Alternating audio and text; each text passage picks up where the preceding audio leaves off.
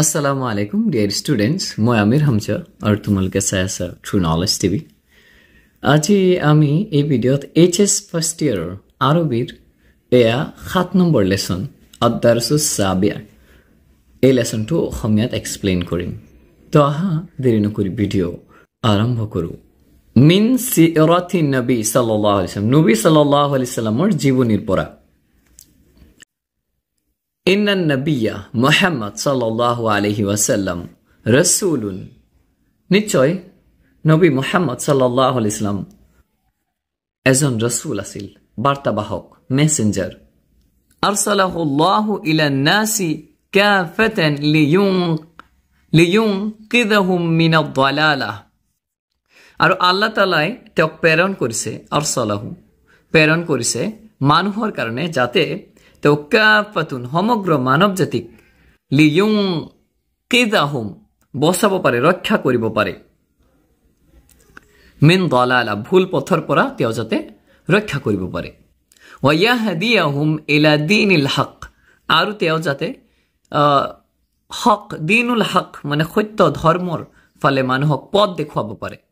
সত্য ধৰ্মত মানুহক যাতে পৰিচালিত কৰিব পাৰে। আইয়ুদ্দিনুল ইসলাম, যেটো হৈছে ইসলাম ধৰ্ম। ওয়া হুয়া আফদালুল আম্বিয়াই ওয়াল মুৰসালিন, তেওঁ সৰ্বশ্ৰেষ্ঠ নবী আৰু ৰাসূল, নবী আৰু ৰাসূল সকলৰ মাজত তেওঁ আছিল সৰ্বশ্ৰেষ্ঠ। ওলিদা মুহাম্মদ সাল্লাল্লাহু আলাইহি ওয়াসাল্লাম ফি মক্কাতি বিল হিজাজ,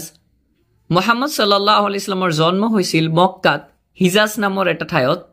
আমা 570 বাদাল মিলাদ, 570 খ্ৰীষ্টাব্দ,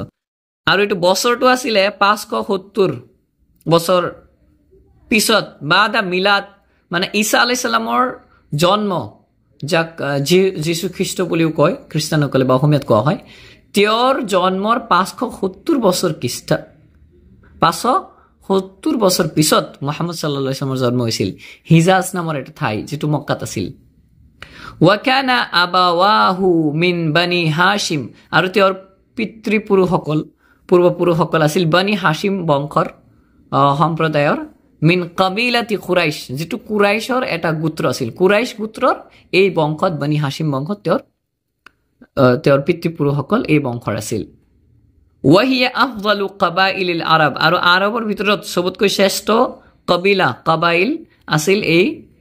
কুৰাইশ গোত্ৰ আছিল। মাতা আবুহু, আৰু তেওঁৰ দেউতাৰ মৃত্যু হৈ গৈছিল, আব্দুল্লাহ ইবনে আব্দুল মুত্তালিব,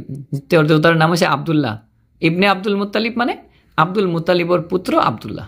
তেওঁৰ মৃত্যু হৈ গৈছিলে। ওয়াহুয়া ফি বাতনি উম্মিহি, যেতিয়া মুহাম্মদ সাল্লাল্লাহু আলাইহি ওয়াসাল্লাম মাকৰ পেটত আছিল, মানে গৰ্ভাৱস্থাতে, তেওঁ যেতিয়া গৰ্ভ অৱস্থাত আছিল তেতিয়াই তেওঁৰ পিতৃৰ মৃত্যুবৰণ কৰিছিল। উম্মিহি আমিনা বিনতু ওয়াহাব, আৰু তেওঁৰ মাক আমিনা ওয়াহাবৰ ছোৱালী, ওয়াহাবৰ জীয়ৰী আমিনাৰ পেটত যেতিয়া মুহাম্মদ সাল্লাল্লাহু আলাইহি ওয়াসাল্লাম আছিল তেতিয়াই তেওঁৰ পিতৃ মৃত্যুবৰণ কৰিছিল, মানে হযৰত মুহাম্মদ সাল্লাল্লাহু আলাইহি ওয়াসাল্লাম জন্ম হোৱাৰ আগতে তেওঁৰ পিতৃ মৃত্যুবৰণ কৰিছিল। ওয়ালাম্মা বালাগা 6 সানাওয়াতিন মাতাত উম্মুহ, আৰু যেতিয়া তেওঁৰ বয়স 6 বছৰ হৈছিল তেতিয়া তেওঁৰ মাকৰ মৃত্যু হৈ গৈছিল। ফাকাফালাহু জাদ্দা, আৰু তেতিয়া তেওঁৰ লালন পালন কৰিছিল তেওঁৰ ককা দেউতা, মানে দেউতাৰ দেউতা আব্দুল মুত্তালিব বিন হাশিম, তেওঁৰ নাম আছিল আব্দুল মুত্তালিব বিন হাশিম, হাশিমৰ পুত্ৰ আব্দুল মুত্তালিব। ওয়ালাম্মা বালাগা 8 সিনিনা মাতা জাদ্দা, আৰু যেতিয়া তেওঁৰ বয়স 18 বছৰ হৈছিল তেতিয়া তেওঁৰ ককা দেউতাও মৃত্যুবৰণ কৰিছিল। ফাকাফালাহু আম্মুহু আবু তালিব, তেতিয়া তেওঁৰ খুৰা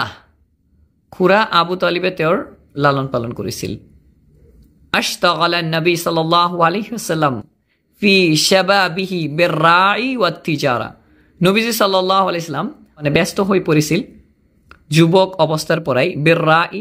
ছাগলী, ভেড়া ইত্যাদি লালন পালনত, আৰু তিজাৰত ব্যৱসায় বাণিজ্যত,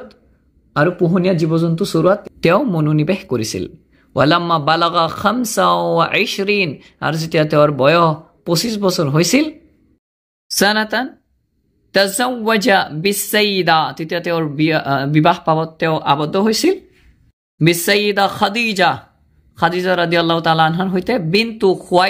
খুৱাইলিদৰ জীয়ৰী খাদিজা রাদিয়াল্লাহু তাআলা আনহার হইতে তেওঁ বিবাহ পাশত আবদ্ধ হৈছিল وكان النبي صلى الله عليه وسلم يتعبد في غار هيرا আর মুহাম্মদ সাল্লাল্লাহু আলাইহি সাল্লাম গারে হীরা মানে হীরা নামৰ এটি গুহাত ইবাদত কৰিছিল খাৰিজা মক্কাতি মিন কুল্লি সানাতিন শাহৰা ওয়াহিদা প্ৰত্যেক বছৰতে এক মাহৰ কাৰণে তেওঁ মক্কাৰ পৰা ওলাই গৈছিল আৰু এই গুহাত গৈ উপাসনা কৰিছিল ধ্যানমগ্নত বহিছিল নাযালাল্লাহুল ওয়াহয়া আলা নবী সাল্লাল্লাহু আলাইহি সাল্লাম ফি হীরা তেতিয়া নবী সাল্লাল্লাহু আলাইহি সাল্লামৰ ওপৰত কোৰআন নাজিল হৈছিল ওহী নাজিল হৈছিল হীৰা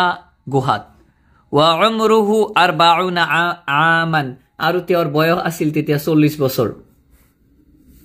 ওয়া কানা যালিকা ফি লাইলাতুল কদৰ আৰু হিদনাখন আছিল লাইলাতুল কদৰ মানে সেই ৰাতিটো আছিল লাইলাতুল কদৰ মিন শাহৰি ৰমাদান ৰমজান মাহৰ যেটো লাইলাতুল কদৰ আছিল قال الله تعالى আৰু আল্লাহ ৰাব্বুল আলামিন এই দৰে কলে কি কলে إنا أنزلناه في ليلة القدر وما أدراك ما ليلة القدر ليلة القدر خير من 1000 شهر এই যে লাইলাতুল কদরত যে কোরআন নাজিল হইছে এই কথার বর্ণনা আল্লাহ রাব্বুল আলামিন এই দরে দিছে যে নিশ্চয় মই নাজিল করিছো ইন্না আনজালনাহু মই নিশ্চয় নাজিল করিছো এই কোরআন লাইলাতুল কদর মানে কদরের রাতি ওয়ামা আদরাকা মা লাইলাতুল কদর আর তুমি কি জানা এই কদরের রাতি কি লাইলাতুল কদরি খায়রুম মিন 1000 শাহর এই যে কদরের রাতি এটু হাজার মাহত কই শ্রেষ্ঠ دعا النبي صلى الله عليه وسلم قريشا الى الاسلام اكثر من 10 سنوات ইয়ার পাছত নবী সাল্লাল্লাহু আলাইহি ওয়াসাল্লামে 10 বছর কই বেশি বছর কুরাইশ সকলক ইসলাম দান নবী সাল্লাল্লাহু আলাইহি ওয়াসাল্লাম নবী সাল্লাল্লাহু আলাইহি ওয়াসাল্লাম দাওয়াত দিছিল ইসলামৰ পিনে ইসা আকসাৰা মিন 10 সানাওয়াত প্ৰায় 10 বছৰত কই বেশি কুৰাইশ সকলক ইসলামৰ দাওয়াত দিছিল ওয়ালাম্মা আশতাদ্দা আযাল কুফারি হাজারু ওয়া হুয়া আসহাবুহু ইলাল মাদিনা আমা 622 বাদাল মিলাদ আর তেতিয়া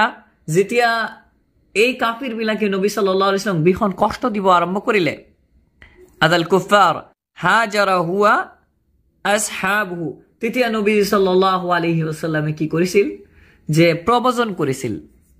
মানে এই জায়গায় এৰি গুছি গৈছিল হিজৰত কৰিছিল হুয়া আস তেওঁৰ সাহাবী সকলৰ হৈতে ইলা মদিনা মদিনালৈ হিজৰত কৰিছিল আম্মা 622 বাদাল মিলাদ মিলাদ মানে ইয়াত ঈসা আলাইহিস সালামৰ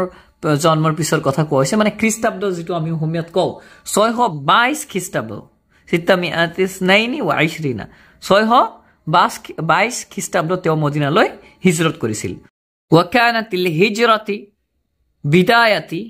বিদায়াতি ইন্তিশাৰিল ইসলামিয়া আৰু ইসলাম প্ৰচাৰ তেতিয়া